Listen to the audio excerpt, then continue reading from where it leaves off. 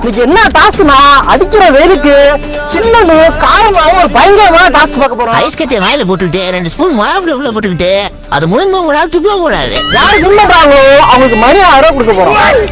இன்னைக்கு என்னெல்லாம் பண்ண போறாரோ.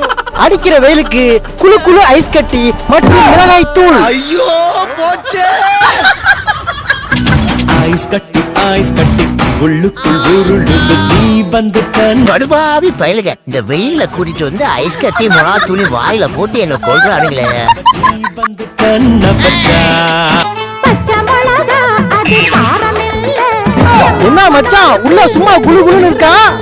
இவன் வேற என்னை ரொம்ப டார்ச்சர் பண்றான்டா. முழுங்கவும் கூடாது துப்பவும் கூடாது. துப்புனா அவுட்டே.